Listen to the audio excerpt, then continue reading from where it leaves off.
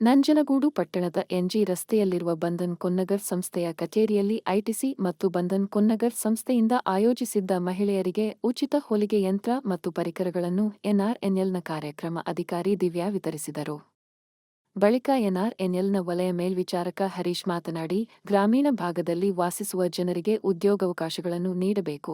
ಹಾಗಾಗಿ ಐಟಿಸಿ ಮತ್ತು ಬಂಧನ್ ಕೊನ್ನಗರ್ ಸಂಸ್ಥೆಯವರು ಬಡತನದಲ್ಲಿರುವ ಮಹಿಳೆಯರನ್ನು ಗುರುತಿಸಿ ಅವರಿಗೆ ಸ್ವಾವಲಂಬಿ ಜೀವನವನ್ನು ನಡೆಸಲು ಟೈಲರಿಂಗ್ ತರಬೇತಿಯನ್ನು ನೀಡಿ, ಹೊಲಿಗೆ ಯಂತ್ರ, ತಳ್ಳುವ ಗಾಡಿ, ದಿನಸಿ ಅಂಗಡಿಗೆ ಬೇಕಾದ ದವಸ ಧಾನ್ಯಗಳ ವಸ್ತುಗಳು, ಪಾತ್ರೆ ಅಂಗಡಿಗೆ ಬೇಕಾದ ಪಾತ್ರೆಗಳ ಸಾಮಗ್ರಿಗಳು ಸೇರಿದಂತೆ ವಿವಿಧ ಬಗೆಯ ಪರಿಕರಗಳನ್ನು ಮಹಿಳೆಯರಿಗೆ ನೀಡಿ ಅವರ ಬದುಕಿಗೆ ಆಶ್ರಯವಾಗುತ್ತಿದ್ದಾರೆ.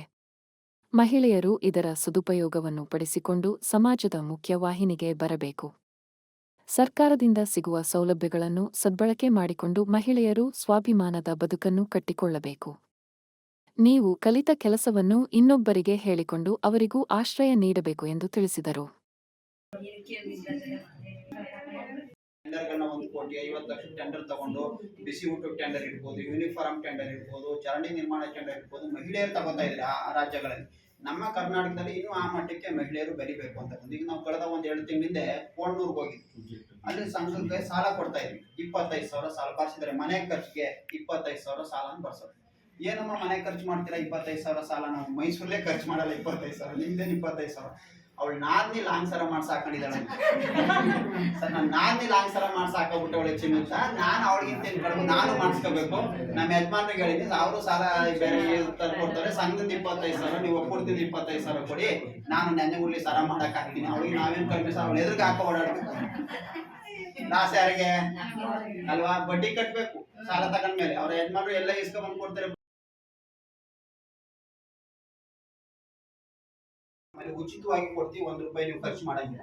ತರಬೇತಿ ಕೊಟ್ಟ ನಂತರ ಅವ್ರಿಗೆ ಬಂಡವಾಳನೂ ಸಹ ಕೊಡ್ತೀನಿ. ತರಬೇತಿ ಪಡ್ಕೊಂಡ್ಬಂದು ಒಂದು ಬ್ಯೂಟಿ ಪಾರ್ಲರ್ ಅಂಗಡಿ ಇಡ್ತೀನಿ ಸರ್ ನಂಜನಗೂಡಲ್ಲಿ ಅಥವಾ ಕಳಲೆಲ್ಲೋ ತಾಂಡೂಪುರದಲ್ಲೋ ಹೊರವಾಡಿಲ್ಲೋ ಅಂತ ಹೇಳಿದ್ರೆ ಅದಕ್ಕೆ ಸಾಲ ಸೌಲಭ್ಯನ ಕೊಡ್ತೀವಿ. ಒಂದು ಮಿನಿ ಗಾರ್ಮೆಂಟ್ಸು, ಈಗ ಟೈಲರಿಂಗ್ ಮಿಷಿನ್ ತಗೋತಾ ಇದ್ದೀರಿ, ಒಂದು 4 ಜನ ಸೇರಿ ಒಂದು ಮಿನಿ ಗಾರ್ಮೆಂಟ್ಸ್ ಇಡೋದು. ನಿಮ್ಮ ಅಕ್ಕಪಕ್ಕ ಇರ್ತಕ್ಕಂಥ ಶಾಲೆಗಳ ಯೂನಿಫಾರ್ಮ್ ಆರ್ಡರ್ ತಗೊಳ್ಳೋದು, ಚೂಡಿದಾರಗಳ ಆರ್ಡರ್ ತಗೊಳ್ತಕ್ಕಂಥದ್ದು, ಈ ಥರ ಮಾಡಿ ನೀವು ಅದನ್ನು ಹೊಳೆದು ರೆಡಿಮೇಡ್ ಮಾಡಿ ನೀವು ಅಂಗಡಿಗಳಿಗೆ ಸಪ್ಲೈ ಮಾಡ್ಬೋದು. ಈ ಥರ ಮಾಡ್ಬೋದು. ಆ ಥರದಲ್ಲಿ ನಾವು ಬೆಳವಣಿಗೆ ಮಾಡ್ತಕ್ಕಂಥ ನಿಟ್ಟಿನಲ್ಲಿ ಯೋಚನೆ ಮಾಡ್ತಕ್ಕಂಥ. ನಿಮ್ಮ ದೇವಿರಮ್ನಹಳ್ಳಿಯಲ್ಲಿ ಮೀನಾಕ್ಷಿ ಅಂತಿದ್ದಾರೆ. ಯಾರಿದ್ದೀರಿ ದೇವಿರಮ್ನಹಳ್ಳಿ ಅವರು? ಮೀನಾಕ್ಷಿ ಅಂತಿದ್ದಾರೆ. ಅವರು ಎಂಬ್ರಾಯ್ಡರಿ ಮಿಷಿನ್ ತಂದು ಇಟ್ಕೊಂಡಿದ್ದಾರೆ. 1,10,000 ಅದು ಮಿಷಿನು. ನಾವು 50,000 ಸಾಲ ಕೊಟ್ಟಿದ್ವಿ ಅವ್ರಿಗೆ. ಇವತ್ತು ಒಂದು ತಿಂಗಳಿಗೆ 15ರಿಂದ 25,000 ಸಂಪಾದನೆ ಮಾಡ್ತಾರೆ.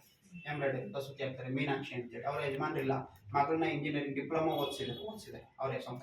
ಸೊ ಆ ಥರದಲ್ಲಿ ನಾವು ಬೆಳವಣಿಗೆ ಆಗಬೇಕು. ಮಹಿಳೆಯರು ಮೇಡಮ್ ಹೇಳ್ದಂಗೆ ಏನು ಬೇಕಾದ್ರೂ ಮಾಡ್ಲಿಕ್ಕೆ ಸಾಧ್ಯನೇ ಇದೆ. ನೀವು ಸ್ವಲ್ಪ ಆತ್ಮವಿಶ್ವಾಸದಿಂದ ಮುಂದೆ ಬರಬೇಕು, ತರಬೇತಿಗಳು ಪಡ್ಕೋಬೇಕು, ಸೌಲಭ್ಯಗಳು ಉಪಯೋಗಿಸ್ಕೋಬೇಕು. ಸ್ವಂತ ನಾವೇನಾದ್ರು ಮಾಡ್ತೀವಿ ಸರ್ ಅಂತಕ್ಕಂಥದ್ದು ಮುಂದೆ ಬಂದರೆ ನಮ್ಮ ಸರ್ಕಾರದಿಂದ NRLM ಸ್ಕೀಮ್ ಇದೆ, ಸಂಜೀವಿನಿ ಸ್ಕೀಮ್ ಇದೆ, ಐಟಿಸಿ ಸಂಸ್ಥೆ ಇದೆ, ಬಂಧನ್ ಬ್ಯಾಂಕ್ ಇದೆ. ಸೊ ಎಲ್ಲರೂ ಕೊಲಾಬ್ರೇಷನಲ್ಲಿ ಎಲ್ಲರೂ ಒಟ್ಟಾಗಿ ನಿಮ್ಮ ಡೆವಲಪ್ಮೆಂಟ್ಗೆ ನಾವು ಇರ್ತಕ್ಕಂಥದ್ದು, ಮಹಿಳೆಯರ ಡೆವಲಪ್ಮೆಂಟ್ಗೆ ಇರ್ತಕ್ಕಂಥದ್ದು.